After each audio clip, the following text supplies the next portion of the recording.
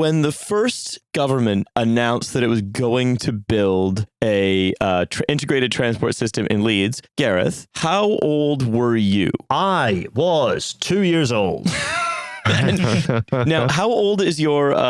She is 2 years old. Okay. All We're talking right. about generational delays, literal generational delays.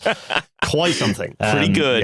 Yeah. Pretty good. Oh boy. So yeah, so that's argument. Whether that's a failure of oversight within the command authority, whether it's central government going, no, you're moving too fast. By the way, the reviewer said you're moving the planning part and the business case part in parallel. You can't do that, even though that would, reduce the design times by 2 years, because the business case, a completely fucking pointless process, by the way. If politicians have said they're going to build a thing, why do they need a business case to tell them whether they should or shouldn't build the thing? Either build the thing or don't build the thing. Don't pay consultants upwards of 10 million quid to just run around in circles and say, oh yeah, here's some utterly meaningless numbers that have absolutely no bearing on reality. Just what a cucked country we are. Anyway. Genuinely, it does go back to, I think, the governing philosophy that was instilled when we decided that the UK government was to be a service procurer instead of an entrepreneurial state that did things, which is largely, if the state wants to do something, what it's able to do is try to create incentives, de-risk, commission studies, but it's so allergic to the digging of a hole. Yeah, that's it. Picking up a shovel and putting it into the ground and making a hole.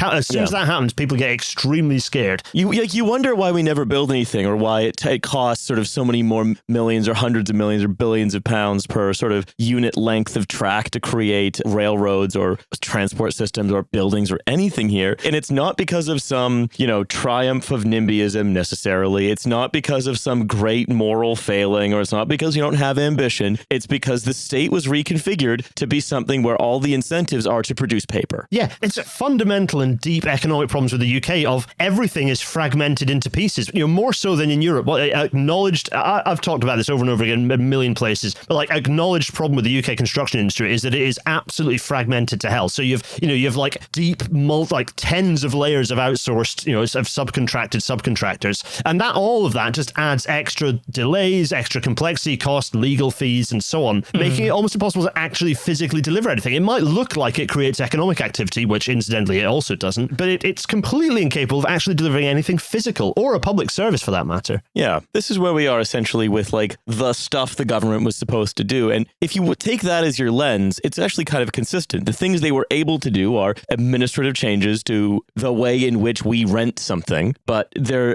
completely unable to expedite the putting of a shovel in the ground, especially somewhere that isn't London. Yeah, and there are other challenges as well, because we've alluded to it already. The fact that the Leeds trams, West Yorkshire Mass Transit, call it what you will, is now being moved into central government by the look of the statement, and kind of likely to get oversight by whatever the latest iteration of Partnerships UK is. Like, it was called the National Infrastructure Commission, then it was merged with the Major Projects Association. These are all bullshitty treasury quangos, all of them derived from the original You Must Do PFI organization called Partnerships UK, which is worthy of like a look back episode at some point in the future, because it's like causes a lot of the misery we have today. But that is essentially a spin-off of that. In fact, I have John Armitt's train, here he is, the shit boy behind me. I've got a thing that I stole off one of his trains behind me that I'm holding hostage, just because it makes me feel slightly more powerful about my life. Anyway, so that's one of the challenges, is the centralization, and this is the same for GBR, is this level of DFT oversight it's not entirely clear, and at the moment it looks like they have too much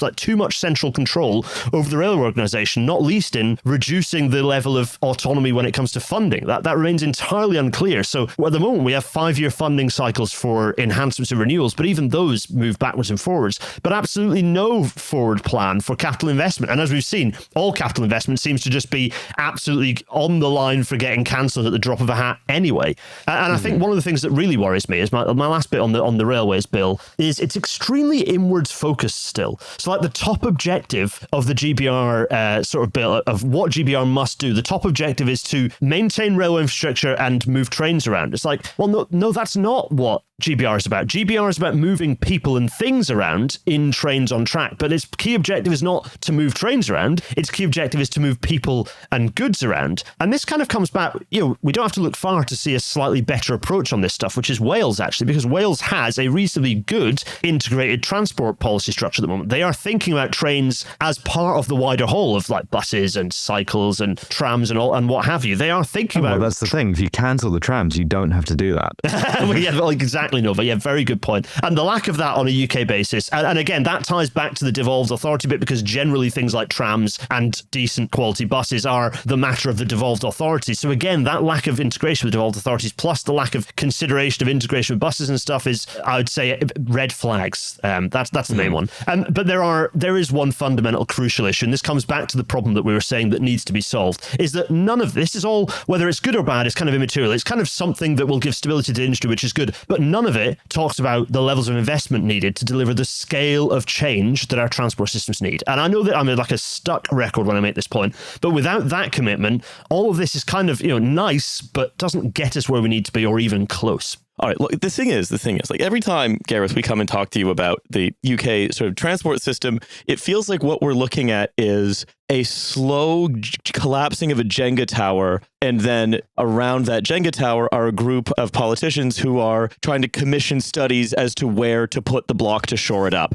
Yeah, exactly. And, trying to do, commission a study on, well, can we afford the block to shore it? Now, if the Jenga tower collapses, doesn't matter what we can or can't afford, because that's a catastrophe. We still have to make sure we can afford the block we're going to put in somewhere to shore it up. So from that perspective, right, of just thinking about the Jenga tower, what can we say about like the entire transport system and what we can know about it from what's happened, and how we can extrapolate that to like just the problems of the UK's slow rolled collapse more at large? And before I let you answer, I'm going to say, hey, Riley, you seem to be ending the main segment a little early today. Yes, it's Christmas. I have an amazing present for all of us. Yeah, Christmas. Okay, right, press. Well, now you've got me excited about presents. I can barely concentrate on the misery. No, Riley, you're absolutely spot on. There is no urgency. It's just not seen as serious politics by Labour or their media cheerleaders. So, they've attached as many flags to it as they can. So why pay much more attention? Look, the reality at this point is the fact that the UK transport system is, put simply, on the brink of collapse. Whether it happens tomorrow, whether it happens in a year or even in 5 years, the consequence of that is the fact that our roads are simply unable to move the tonnage of trucks right now shifting goods. It's the HGVs, it's the haulage, the heavy goods vehicles that cause all the damage to our roads, that block it up. And the fact that our economy is so fragmented, we have so many of our treats are traveling around in all directions with our wonderfully complicated logistics systems, though the haulage industry itself can't move that stuff anyway. It has a cripplingly short, it's a chronic lack of drivers. Electrification of road haulage is essentially impossible from a power supply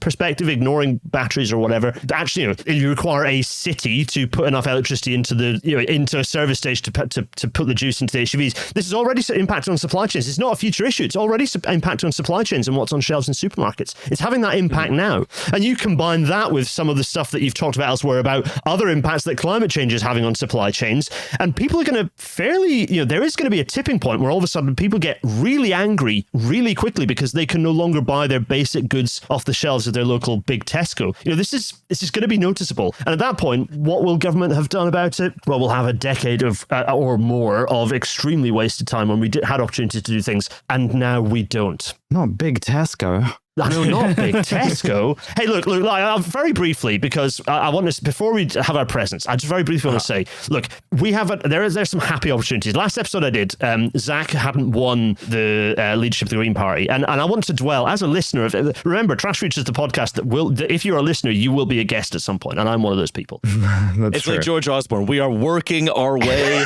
through everybody. And if you're in line, stay in line. Look, I just wanted to say, look, there is hope, because there's all this misery. Before we get to our present and laugh about what I hope is going to be a very tasty present that you've wrapped up for us, Riley, I just wanted to say, it's good that Zach is here, and we must take some joy in how much he is whipping ass and wrecking up Labour Party polling. It's a delight. We have to enjoy some of that. So there is hope. But also there's behind that, as we said last time out, there's also the infrastructure. If we have to get the right policies in place for the Green Party to then become an actual electoral force. And there's lots of good policy there, but it requires more. It requires more of that. So there's a call to action for TF people is if you can and where you can, get stuck in, get involved in organising, but also get involved in policy stuff if organising isn't your cup of tea either. So yeah, there is hope. So we should feel good, and also of course laugh at Luke Akehurst specifically. The other aspect of this is also, because I think the point you make about the Labour Party doesn't really care about trains as policy. They don't really talk about public transport as serious policy, and when they do talk about it, it's in these very the way they talk about it is really weird. It's fucking patronising to 600,000 railway workers. incredibly you know. patronizing, but it's also just because we're you know, the sort of demographic that they kind of play to is also one that is like intrinsically linked to like car culture. And like, you know, we've spoken a lot about like car culture, the way that it shapes politics and like in the UK, how increasingly like as you know, politics becomes more reactionary, the car is sort of like really one of the sort of objects that sort of what's the best like expresses that sort of very hostile politics. But we also have like, in terms of like as far as transport goes,